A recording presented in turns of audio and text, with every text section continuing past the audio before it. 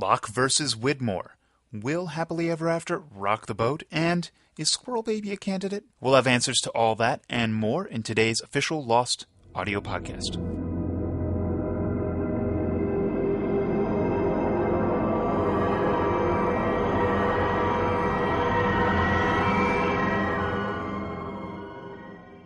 Hello, everyone, and welcome back to the podcast. We're here today with executive producers Damon, Lindelof, and Carlton, Cuse to rehash our last episode entitled The Package and take a sneak look at our upcoming episode entitled Happily Ever After. That airs Tuesday, April 6th at 9 p.m. only on ABC. Of course, as always, we'll also take some of your fan questions, which you can contribute to for upcoming podcasts. Just send your thoughts, concerns, theories, and questions to lostfanquestions@abc.com, all one word. Make sure to check out the legalese, though, at the end of the podcast. Here now are Damon and Carlton.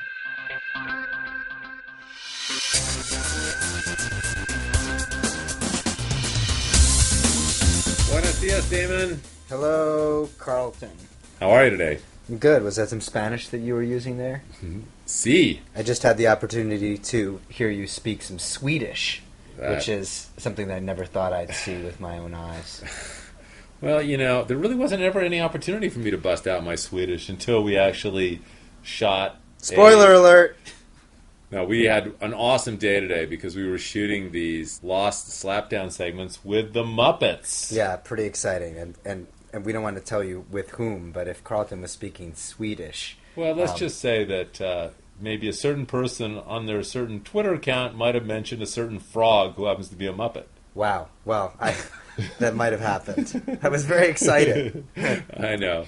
I mean, literally, Kermit comes in here, it's like a rock star. Like, we met, Keith Richards when he was shooting Pirates 3, but I have to say meeting Kermit was just as special. So, guys, we are a little bit exhausted from our Muppets experience. Carlton and I are not used to acting, and we're not good at it either, but we gave it the college try. It was fun. Those things will be up. Actually, I think the next ones up are...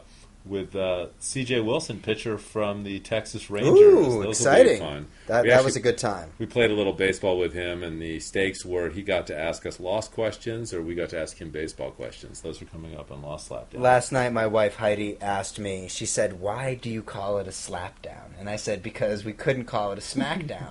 And she said, "Why would you call it a smackdown?" And I said, "Well, because the fans are sort of confronting us, and they're asking us." She's like, "But they're not hitting you with folding chairs. It's not some kind of wrestling thing." And then I said, then you said, "I'm going to go brush my teeth." Yes. Well, that's good. Just a little behind the They're scenes fun story. though. So yeah. Speaking of fun, let's talk about the package, Carlton. Okay, let's talk about the episode, the package. You know what I was happy about, Damon? What? I was happy to see that Desmond is back on Lost. Good God, he was gone for a long time. Just the way we like him, groggy and mysterious. That's true. I think that obviously if Widmore brought Desmond back to the island, there's got to be some sort of method to his madness. But knowing this show, it's going to take 3 or 4 weeks to get back to that story because there's so many other compelling things to look at. Hey, I have one more rehash question, though. Okay. Locke versus Widmore. Who would you bet on in that fight? Wow. What are the what kind of odds are you getting there? No, just kind of straight up. But okay, here's the thing. Widmore's got an array of weapons. Locke is the smoke monster. Right. Who wins that showdown? It's a tough question because as far as I'm aware, Widmore has no powers. He cannot turn into black smoke, nor he can shoot people, but that seems to be a talent that is not going to be useful against the smoke monster. However, if the audience saw him turn into a 60-foot pillar of flames, do you think they would consider that to be a cheat? Back with the flames again. In all seriousness, I will say if they were just having a staring contest between Widmore and Locke, just a glare off. Yeah. My money's on Widmore. Oh, that's good. That's good. Okay. All right. Very good. We've already kind of prehashed Happily Ever After. Yeah. We can just say, if you like Desmond, you're going to like this episode. You'll be happy. If you've been waiting for Desmond, if you've been patiently waiting through Richard Alpert mythology, great. Yes, he was on a ship.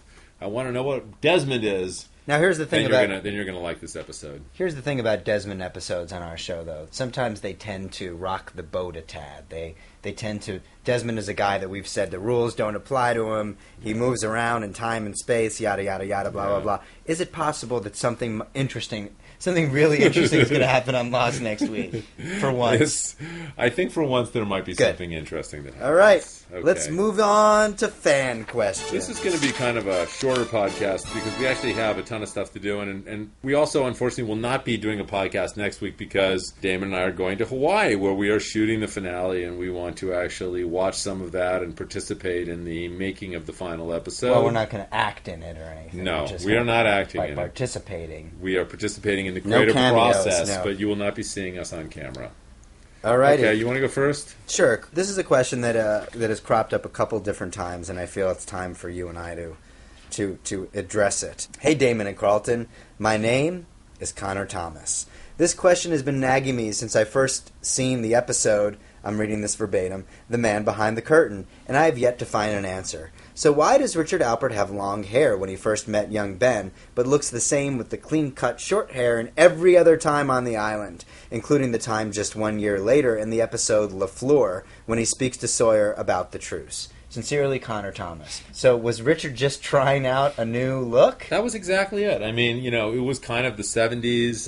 There was a lot of, people who had long hair in the 70s, and I think briefly, Alpert's hair continued to grow even if he did not age. That we can absolutely confirm. And for a brief period of time, he tried a different look, but then decided that, his eternal look was better. Oh, nice. I would actually go on to say that we've known that Alpert left the island. So is it possible that he he joined a commune for a while, or? Yeah, he might just have needed to look a little bit different for whatever he was doing off the island. Wow. So there we go. That clears that up. As clear as it's going to get. Check that off your list. Question, check. Next. All right. Hi, Damon and Carlton. This is from Brent Endicott. Ooh. Brent would like to know, why isn't Squirrel Baby a viable candidate to replace Jacob? I think Squirrel Baby would do an amazing job and has clearly demonstrated the necessary skills to get it done. Also, I can't wait for Squirrel Baby's shocking sideways revelation in the series finale. Wow. Now, that's a trick question because that's actually trying to get you to confirm that Squirrel Baby will have a scene in the finale. I just want to point that out to you so you don't get tricked. Wow, that's such a great question. I don't even know where to start, other than to say that, unfortunately for Squirrel Baby, it would appear that the Jacob selection process sort of predated Squirrel Baby's existence. We don't know exactly when Claire began to craft Squirrel Baby, but it feels like the lighthouse was already built, as they say. That's true. As the old adage goes, once the lighthouse is built and the mirrors are pointed, it's too late to include Squirrel Baby. It's originally a Latin phrase. That's good. Hi, Decusium. You're going to love this one. I know it. I know I am already. This question has staying power. From Robin in Vancouver, British Columbia. Was there a creative decision made never to use the word whom on Lost? I realize that this isn't a show about a group of English professors, but we do have a group of people of various ages, literacy, and nationalities, some of whom learned English formally as a second language. In real life, some people use it and some don't. Just like any other level of vocabulary or grammar, I noticed that you don't use whom yourselves on the podcast, even in places where a lot of English speakers will. For example, you say, by who? Is the word banned? If an actor slips up and accidentally corrects the grammar in his or her dialogue, do you have them do it over with the object case who? Or is it just that your writers don't know the word, so never put it in scripts? Wow, Robin, that is a great question. Sometimes people ask us if there's ever been any Easter eggs that have never been discovered on Lost. And, bingo. Bingo, right there. The word whom. It is banned from the set. There are big signs that are, all over down on Hawaii. It's like never use the word whom. Well, this is actually a great question because in season 1, there was a time when it was used, and then we realized only jerks use whom. So we put up a sign that said, only jerks use whom. So whenever anybody used it, they didn't want to be thought of as a jerk. Moving on. What's All next? Right. I have a question, Damon, from Martin Olofsson, who is from Uppsala, Sweden. Okay. God bless you, Martin, listening to us up there. I hope spring's coming soon. So, in the season 1 finale, you blew up the hatch. In the season 2 finale, the Swan Station imploded. In the season 3 finale, the beach camp and a big part of the others exploded. In season 4, it was the freighter and the crew, they exploded. And last season ended with the entire island getting nuked. Are you perhaps planning any big explosions for the series finale as well? Wow. Thank you for the epic saga that is Lost. And by saga, you mean series of explosions, I guess. Here's what I think we can say here. There is an episode coming up in the near future, perhaps in the next couple weeks, and Carlton and I often have to sort of go over and look at visual effect shots to see how they're progressing. And never before have I seen so many explosions in a single episode of Lost. Boom. Yeah. I mean, Boom goes the dynamite. there's an explosion in almost every act of the show. As far as the finale goes, there's a lot of them. There's a lot of explosions, but we shouldn't say every act. Not every act. It Yeah. feels like, though. It feels like there's a disproportionate amount of explosions. There's some explosions. And then there's discussion about explosions. Yeah. But as we'd for the like finale to blow itself, things up. yeah. As for the finale itself, We can't say. maybe not. Maybe not. Perhaps. Okay.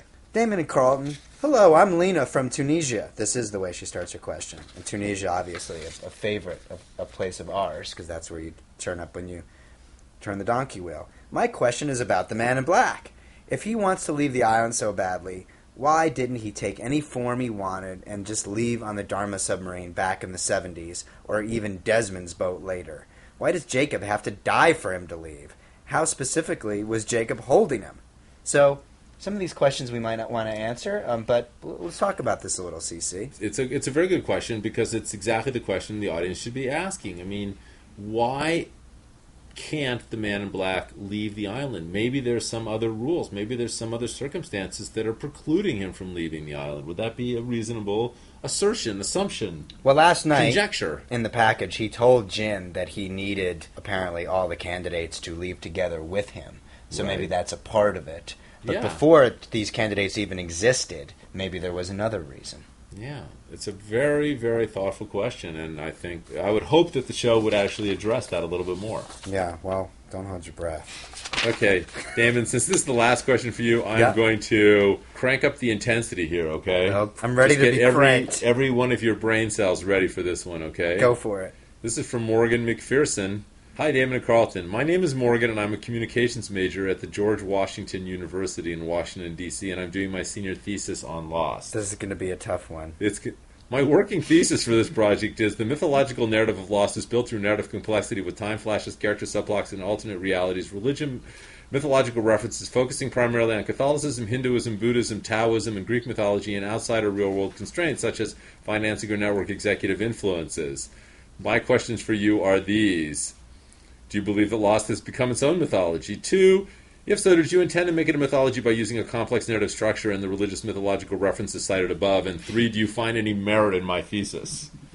Yes, no, and yes. Yes. Booyah! Bazamo! Put that in your thesis, smart guy, and be sure to use lots of whom's. Well, I think that kind of wraps it up. I think we should stop right there. We'll see you guys in a couple weeks. We hope you enjoy Happily Ever After. Indeed. Carlton, if it's called Happily Ever After, does that mean that everyone at the end of that episode is going to be living happily ever after? Are you kidding? It's Lost! Wah, Not a wah. chance. Alrighty, well, All right. see ya. Adios! That's it for this podcast. Happily Ever After airs Tuesday, April 6th at 9 p.m. on ABC. Please note that by submitting your questions, you agree to ABC's terms of use, and you agree to have your name, city, state, and question included in this podcast. All submissions become the property of American Broadcasting Companies Incorporated and may be used, edited, republished, or published in any manner and in any media throughout the world in perpetuity without compensation. You must be 18 years or older to send email to abc.com.